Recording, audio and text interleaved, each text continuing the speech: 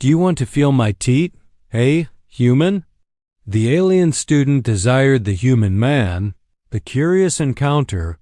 The laboratory hummed with the quiet energy of advanced technology as Dr. Marcus Kane adjusted the holographic display hovering before him. Blue light danced across his tired features, reflecting months of research into cross-species biology. At 34, he dedicated his life to understanding the vast diversity of sentient life across the galaxy, but nothing in his academic career had prepared him for Lyra. She entered the lab with that characteristic grace, her movements fluid and purposeful.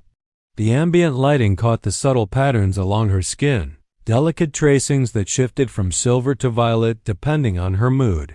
Her dark hair fell in waves past her shoulders, and when she smiled, Marcus felt that now familiar flutter in his chest that he continuously tried to ignore. "Professor Kane," she said, her voice carrying a melodic quality that made even formal address sound intimate. "I hoped I'd find you here." Marcus straightened, willing himself to maintain composure. "Lyra, it's past regulation hours. You should be in your residential wing." She moved closer, her eyes deep amber with flecks of gold fixed on him with unsettling intensity. "I could say the same about you," she gestured toward his research. "Besides, I had questions about today's lecture on sensory adaptation." He cleared his throat, stepping back to maintain appropriate distance. Questions that couldn't wait until tomorrow? Some things are better discussed privately. Lyra circled the lab table, trailing one hand along its surface. "You mentioned how different species experience physical sensation in unique ways. How touch can mean entirely different things across cultures." "That's correct." Marcus kept his tone professional, though his pulse quickened.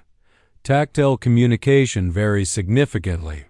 Some species find human handshakes aggressive, while others consider them barely noticeable. Lyra stopped directly across from him, the holographic display casting ethereal light between them. "And what about us?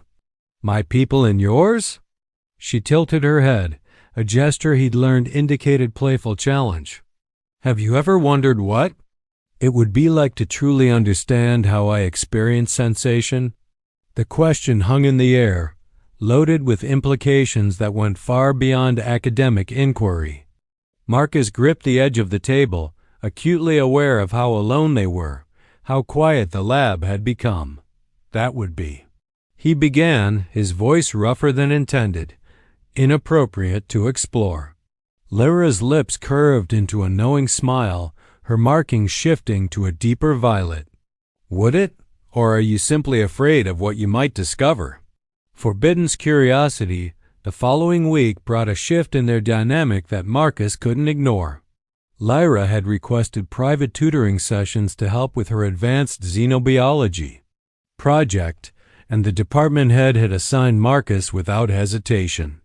Now, twice a week, they met in his small office overlooking the Academy's Biodome Gardens.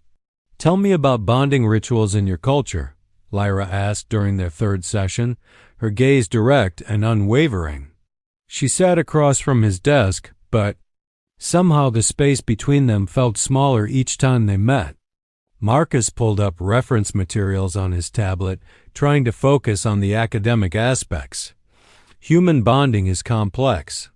It involves emotional, intellectual, and physical components. Different cultures emphasize different aspects, but generally, "I meant your personal experience," she interrupted softly. "Not the textbook version." He looked up, caught off guard by her directness. "That's not relevant to your coursework." "Everything about you is relevant to me." Lyra leaned forward, resting her arms on his desk.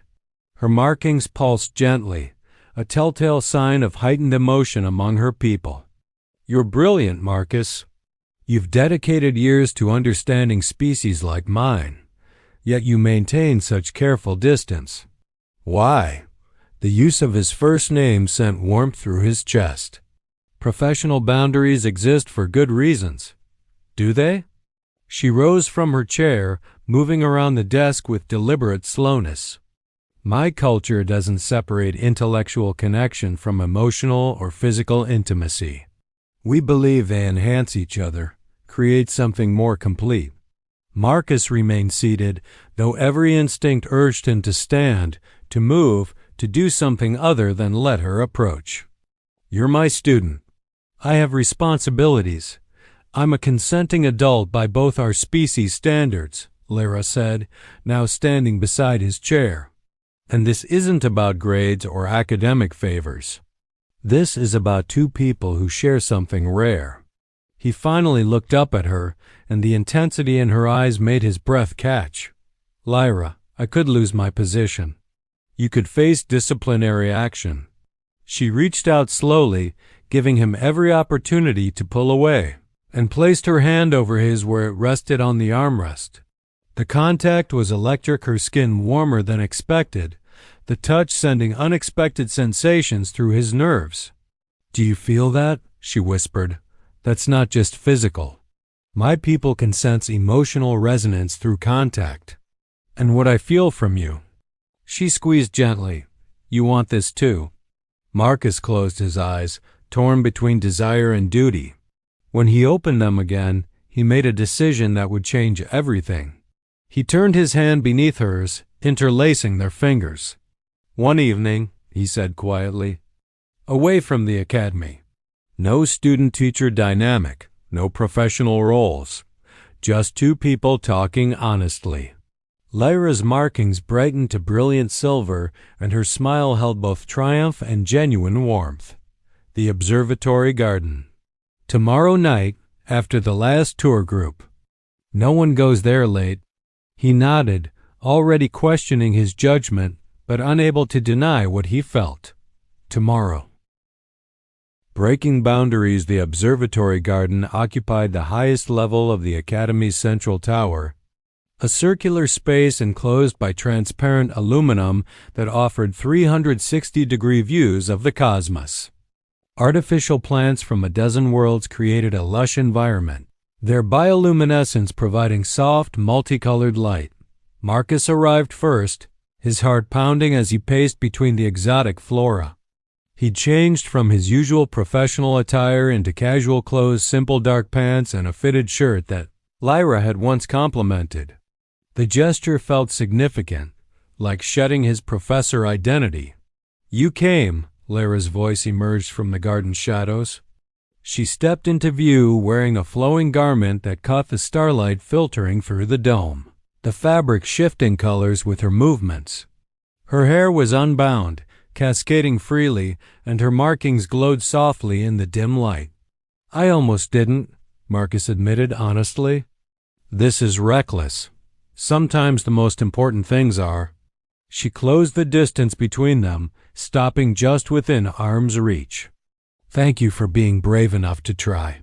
Above them, a binary star system rotated slowly into view, casting dual shadows across the garden floor. Marcus gestured toward a secluded bench surrounded by crystalline flowers from Lyra's home system. They sat together, closer than they'd ever allowed themselves before. For several moments, neither spoke, simply existing in the charged silence. Tell me something real, Lyra finally said. Something you've never told another student. Marcus exhaled slowly. I'm lonely. I've been lonely for years. I threw myself into research, into teaching, because understanding other species felt safer than connecting with anyone. Then you walked into my lecture hall, asked that first impossible question about consciousness and identity, and he paused. You made me want to stop hiding. Lyra shifted closer, her thigh pressing against his. I chose this academy specifically because of your research. I read everything you'd published. When I met you in person, you were even more than I'd imagined, kind, passionate, brilliant, and so determined to maintain distance that it hurt. I was trying to protect us both. From what? From feeling something genuine? She turned to face him fully, drawing one leg onto the bench between them. My people believe isolation is the only true tragedy in the universe. We're meant to connect, Marcus. It's why we exist. He reached up tentatively, brushing a strand of hair from her face. The gesture felt monumental, a deliberate crossing of the line he'd maintained for months. Lyra leaned into his touch, her eyes closing briefly.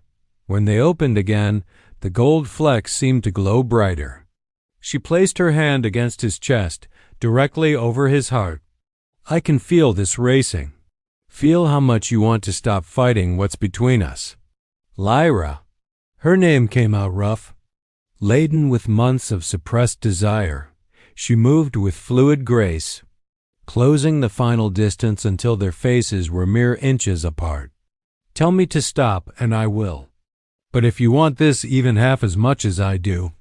Marcus made his choice. He cupped her face gently with both hands and kissed her. The contact was explosive, tentative at first, then deepening as months of tension finally found release. Lyra responded with matching passion, her hands sliding up his chest to his shoulders, pulling him closer. Her markings flared brilliant white gold, pulsing in rhythm with both their racing hearts. When they finally broke apart, breathless, Marcus rested his forehead against hers. This changes everything. Good, Lyra whispered, smiling against his lips. Everything needed changing. Hidden passion the following weeks became a careful dance of secrecy and stolen moments. In public, Marcus and Lyra maintained perfect professionalism, formal addresses, appropriate distance, nothing to suggest anything beyond a standard mentor-student relationship. But in private, away from prying eyes, they discovered each other with growing intensity. Marcus's private quarters became their sanctuary. Located in the faculty residential tower, his apartment offered privacy that the student dormitories couldn't provide. Lyra would arrive after evening hours, always careful to vary her timing and route, and they would lose themselves in conversation and connection that went far beyond the physical. Your markings, Marcus murmured one evening as they lay together on his couch, her head resting on his chest.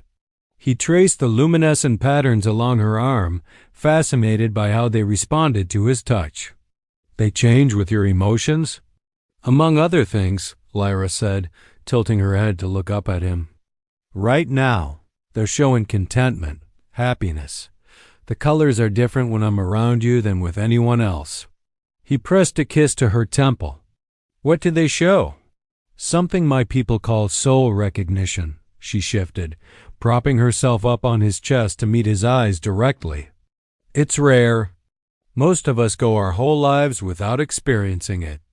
It means I've found someone whose essence resonates perfectly with mine. Marcus felt his throat tighten with emotion. I've spent my career studying alien cultures, learning about concepts like that. I never thought I'd experience something so profound myself. Lyra smiled, that radiant expression that never failed to make his heart race. Your species has similar ideas, soulmates, twin flames, kindred spirits. You just don't have biological indicators to confirm it. She leaned down, brushing her lips softly against his. But I can feel it in you. The way your heartbeat syncs with mine. The way your body responds to my touch. Their kisses deepened, becoming more urgent. Marcus's hand slid along her back, feeling the warmth of her skin through the thin fabric she wore. Lyra responded with equal fervor, her fingers threading through his hair as she shifted to straddle his waist. I need you, she whispered against his mouth, her markings now blazing bright gold. All of you. No more holding back. Marcus sat up, cradling her against him as he stood. She wrapped herself around him naturally, trusting completely as he carried her toward his bedroom. They tumbled onto the bed together, a tangle of limbs and desperate touches. Exploring each other with reverent intensity. Hours later, they lay entwined beneath the sheets, both sated and peaceful. The city lights beyond his window cast gentle illumination across their bodies. Lyra traced lazy patterns on his chest, her markings now a soft, pulsing violet. I love you, she said quietly. I know it's fast by human standards, but my people know when we found our match. There's no doubt in my heart." Marcus tightened his arms around her, kissing the top of her head. "I love you too. I've been fighting it for months, telling myself it was impossible, inappropriate. But Lyra, you're everything I didn't know I needed." She lifted her head, her expression suddenly serious. "What happens when the semester ends?" "I'm supposed to return home for the summer recess." The question he'd been avoiding hung between them.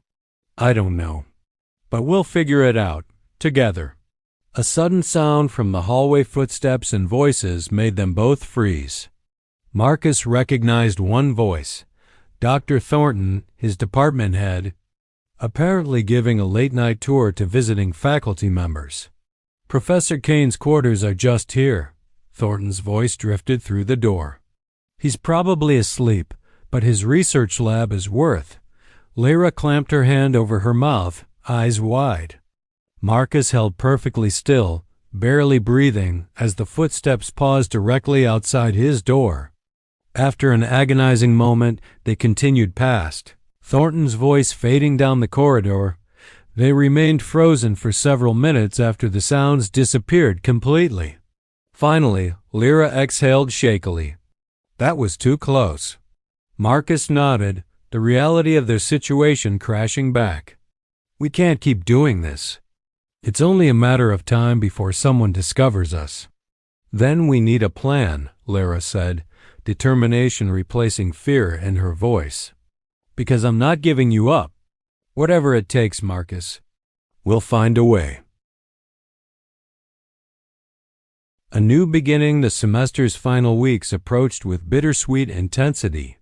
Marcus had spent sleepless nights wrestling with an impossible decision until finally, clarity emerged from the chaos. He requested a private meeting with Dean Castellanos, the Academy's administrator. "You're resigning?" The dean stared at him across her desk, clearly shocked. "Marcus, you're one of our most respected xenobiology professors. Your research is groundbreaking. Why would you leave?" Marcus had prepared his answer carefully.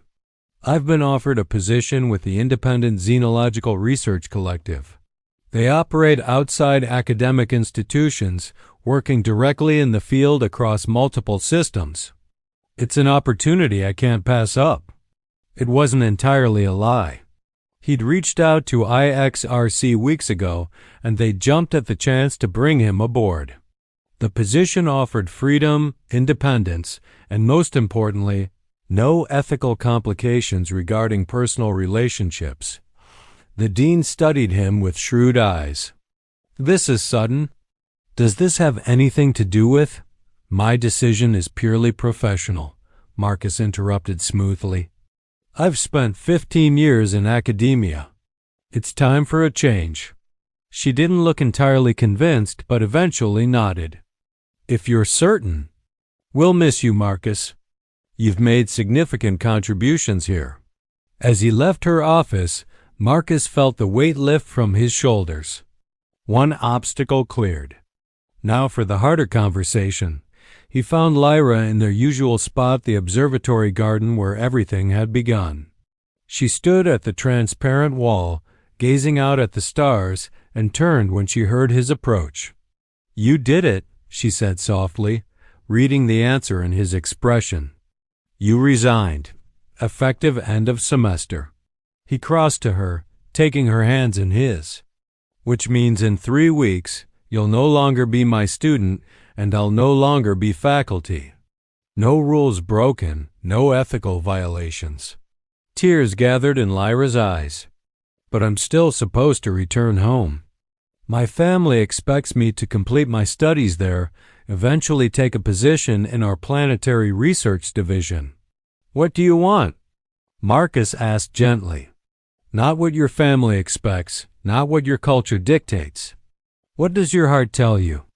She looked up at him, those beautiful amber eyes reflecting starlight and emotion. "I want to be with you. Wherever that leads. Whatever it costs. Then come with me." The words rushed out, carrying months of hope and planning. "IXRC has positions available. Your research credentials are already impressive. We could work together, travel together, explore the galaxy as partners in every sense. You'd want that? Me with you constantly?" Marcus pulled her close, cradling her face tenderly. "Lyra, I want to wake up next to you every morning. I want to debate theories over breakfast and discover new worlds together. I want everything with you, for as long as you'll have me." She kissed him then, pouring every ounce of love and relief into the contact. When they finally parted, her markings blazed brilliant white gold, the color of absolute joy among her people. "Yes," she whispered. "Yes to all of it. Yes to us."